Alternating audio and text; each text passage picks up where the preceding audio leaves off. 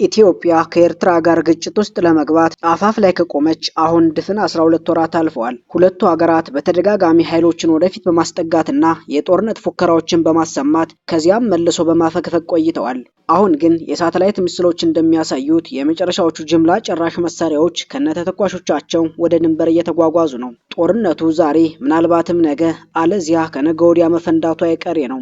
አድማጭ ተመልካቾቻችን ቻናሉን ሰብስክራይብ፣ ቪዲዮ ላይክ በማድረግ ጀምራችሁ እስከ መጨረሻው ድረስ አብራችሁን ትቆዩ ዘንድ ተጋብዛችኋል። በወታደራዊ አመክንዮ አዲስ አበባ፣ አስመራና መቀለ ሲወራወሩት የነበረው ውንጀላ አድጎ አሁን የመጀመሪያዋን አብሪ ጥይት ተኳሽ እየጠበቁ ነው። ሌላው ጉዳይ የኢትዮጵያ መከላከያ ሚኒስቴር ከፍተኛ ጥንቃቄ አዋጅ ማውጣቱና በሺዎች የሚቆጠሩ የተሰናበቱና በጡረታ ላይ ያሉ መኮንኖች ወደ ጦርነቱ እንዲመለሱ ጥሪ ማድረጉ ነው። የኢትዮጵያ ጦር ጠቅላይ መምሪያ አሁን ልምድ ላላቸው ተዋጊዎች ምዝገባ ከፍቷል። ሆኖም ለፌዴራል መንግስቱ ያላቸውን ታማኝነት ለማረጋገጥ ጥብቅ መስፈርቶችን አስቀምጧል።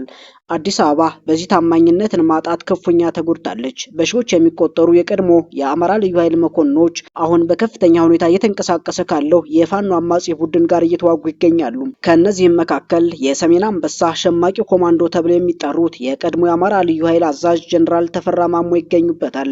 የኢትዮጵያ መከላከያ ሰራዊት የመኮንኖች ስብስብ ቀደም በትግራይ አሁን ደግሞ በአማራ ክልል በደረሰባቸው በከፍተኛ የሰራዊት ክህደት ምክንያት ልምድ ያላቸው አዛዦች እጥረት ገጥሞታል።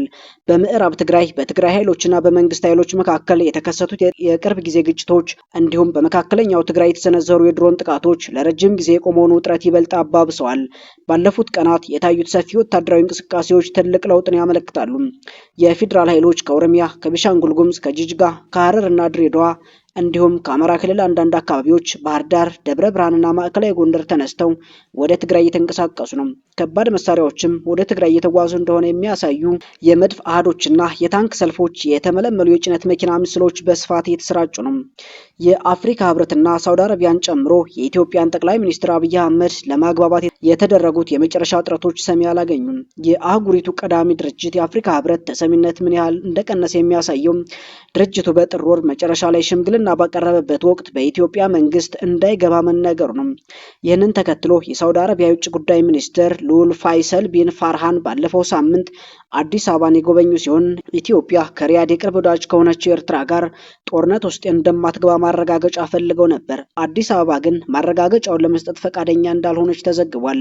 የሳውዲው የውጭ ጉዳይ ሚኒስቴር ጉብኝት በቤኒሻንጉል ጉሙዝ የተመሰረተና የተባበሩት አረብ ኤሚሬትስ የምታግዘው ወታደራዊ ካምፕ ለሱዳን ጦርነት ከ4000 በላይ የፈጣን ድጋፍ ኃይል RSF ተዋጊዎችን ያሰለጠነ መሆኑን ይፋ ከሆነበት ወቅት ጋር ተገጣጥሟል። አዲስ አበባ የሱዳንን ጦርነት በማፋፋምና ወደ ኢትዮጵያም እየፈሰሰ ያለውን ግጭት በመርዳት ትችት እየቀረበባት ነው።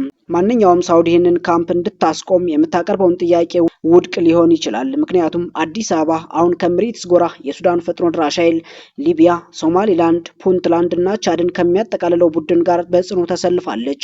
ሆኖም የቱርክ ፕሬዝዳንት ረጂብ ታይፕ ኤርዶጋን በዚህ ሳምንት አዲስ አበባ ገብተው በቀይ ባህር ቀጠና ያለውን ውጥረት፣ የእስራኤል የሶማሊላንድ እውቅና፣ የሱዳን ጦርነት እንዲሁም በኢትዮጵያ ኤርትራና ትግራይ መካከል ሊነሳ የሚችለውን ጦርነት በውይይቶቻቸው ላይ አንስተዋል።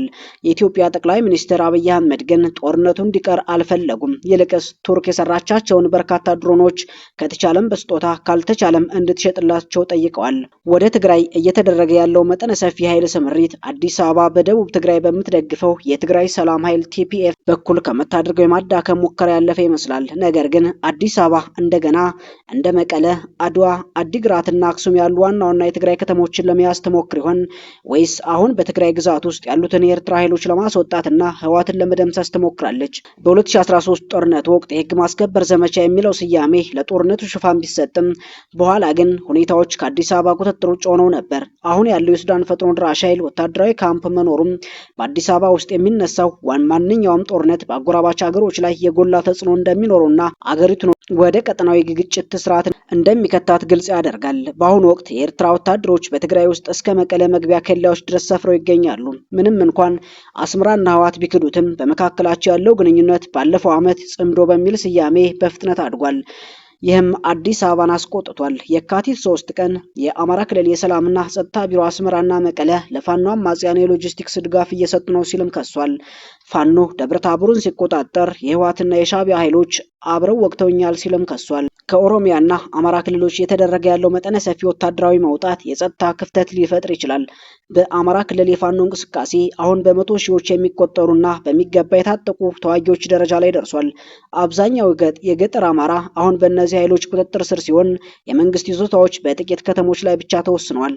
ባለፈው ሳምንት የፌዴራል ጦር ከደብረ ታቦር ከተማ በከፊል ሲወጣ ፋኖ ከተማዋን ተቆጣጥሮ የመንግስትን መዋቅር በማፍረስ በርካታ መሳሪያዎችን ከነተተኳሾቻቸው በመማረክ ኃይሉን አጠናክሯል። መንግስት በድሮን ጥቃት የታገዘ እርምጃ ወስዶ ከተማዋን መልሶ ቢቆጣጠርም ፋኖ ግን ጥቃቱን እንደሚያሰፋ አስታውቋል። አብይ አህመድ በዚህኛው ዙር የትግራይ ውጊያ የተለየ ይሆናል። ትግራይን በቀላሉ ድል አድርጎ ህወሓትን ማስወገድ ይቻላል ብለው ካሰቡ ተሳስተው ሊሆንም ይችላል።